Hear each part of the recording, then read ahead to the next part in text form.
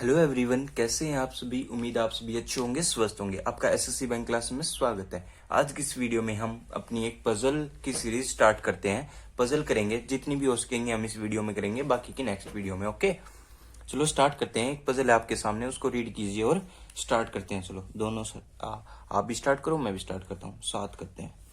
ABCDEFG are 7 person who travel to office every day by particular train which stop at 5 station, 5 station पे रुकती है, first, second, third, fourth, fifth respectively. After it leaves base station छोड़ने के बाद 3 among them get in a train at a base station. जो 3 है उनमें से 3 get in the train at the base station, base station से train में चढ़ते हैं। Okay, D gate down at the next station at which F get down.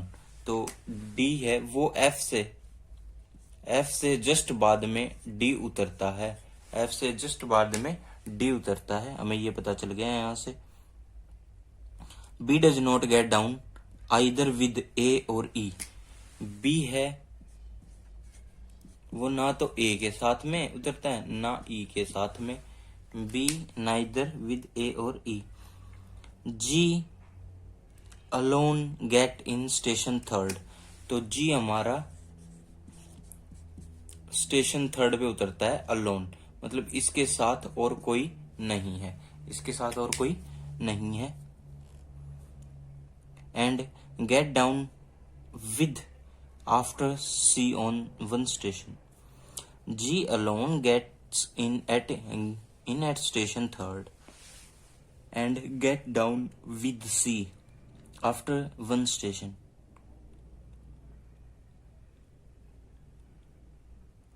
and get down with C after 1 station.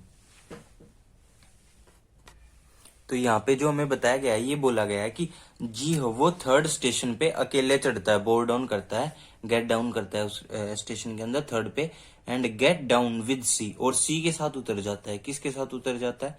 सी के साथ। After 1 station, तो 3 के बाद 1 station छोड़ के, तो 3 के बाद 4 छोड़ के 5वें स्टेशन पे उतर जाता है। कौन से पे? 5वें पे। जी और सी 5वें स्टेशन पे उतर जाते हैं, इसका मतलब। अब आगे क्या दे रखा है हमें? A travel between only 2 stations and get down at station 5। जो A travel between 2 stations, A सिर्फ 2 स्टेशंस ट्रेवल करता है और gate down on 5th station, और 5th स्टेशन पे उतर जाता है। 2 स्टेशन के बिटवीन में ही, 2 स्टेशन के बीच में ही ए ट्रेवल करता है। अगर ए 5वें पे उतर जाता है तो ए चौथे पे चढ़ा होगा, तभी तो चौथे और 5वें के बीच में 2 स्टेशन के बीच में ट्रेवल किया इसने। तो ए 4th से ऑन बोर्ड किया और 5th पे उतर गया। ठीक है, ए 4th से ऑन बोर्ड किया और 5th पे एग्जिट कर दिया, उतर दिया। अब नेक्स्ट है none of them a travel with get down on station 5। None of them get in at station second. Second से कोई भी नहीं चढ़ा। None of them gets in station second. Station second से कोई भी नहीं हुआ, तो स्टेशन जो सेकंड है उससे कोई भी नहीं। तो ये स्टेशन सेकंड एक्चुअली आपको कम दिख रहा होगा, यहाँ पे यहाँ लगा देते हैं। ओके,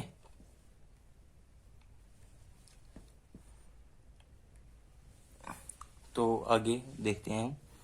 स्टेशन सेकंड से कोई भी नहीं। C gets in with F but does not get in with either B और D. C get in with F, C और एफ एक साथ गेट इन हुए थे। ओके, सी और एफ एक साथ इन हुए थे, but does not get in with B और डी। बी और डी के साथ में गेट इन नहीं हुए, बी और डी के साथ में गेट इन नहीं हुए। Okay,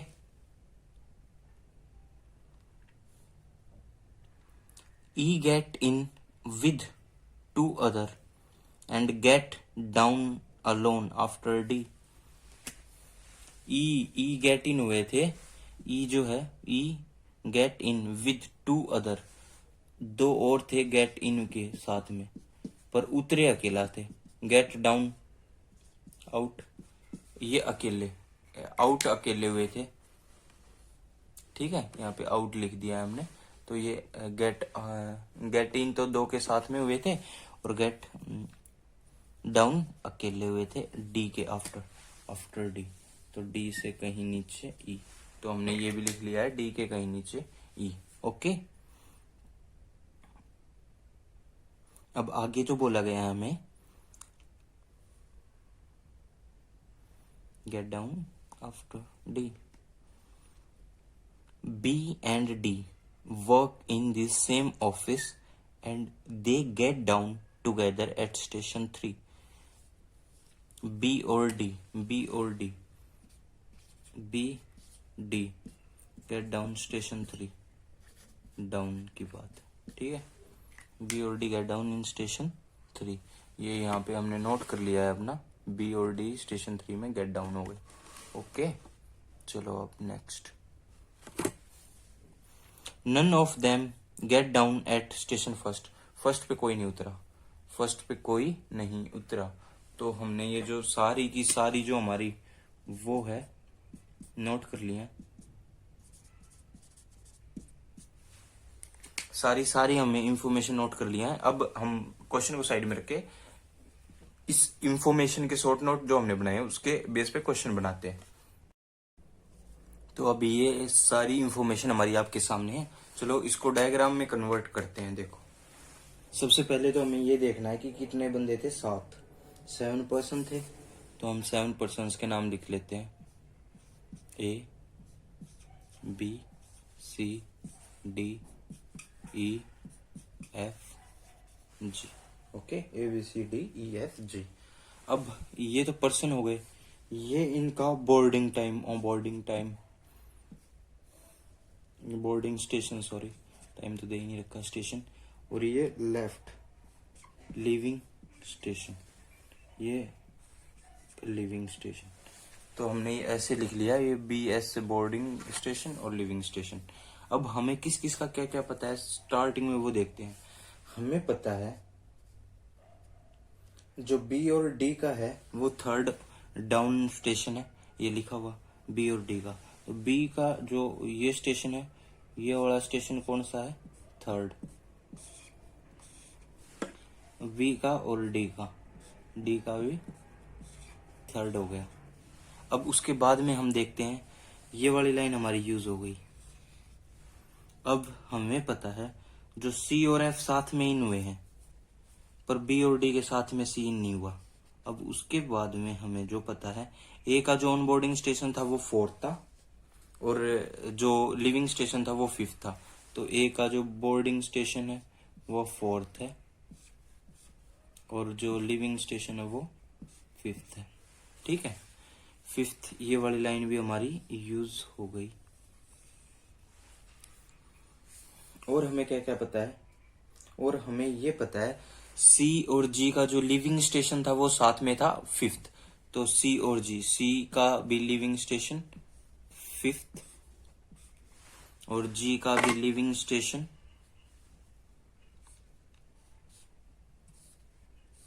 5th. ओके, G का भी लिविंग स्टेशन 5th. ये वाली लाइन भी हमारी हो गई है. और हमें क्या पता है? हमें ये पता है G का जो ऑन बोर्डिंग स्टेशन था वो थर्ड था.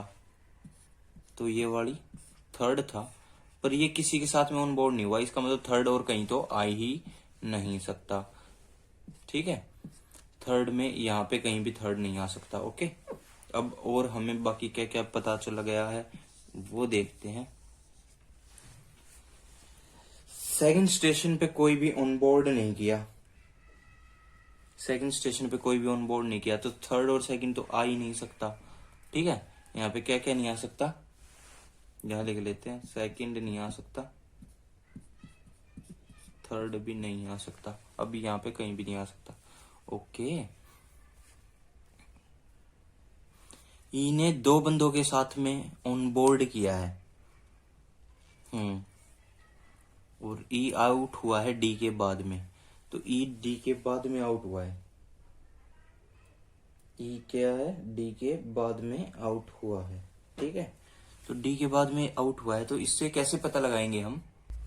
ई का हमें ये बताया गया है कि वो जो आउट हुआ है वो अलोन आउट हुआ है, और आफ्टर डी, डी थर्ड पे आउट हुआ है, तो उसके बाद में डी जो ई है वो फोर्थ पे आउट हो सकता है, फिफ्थ पे आउट हो सकता है। पर अलोन बोला है, अलोन बोल रहा है तो फिफ्थ पे तो 3 जने पहले ही आउट हो रहे हैं, तो ये अलोन बोल रहा है तो ये फोर्थ पे ही आउट होगा।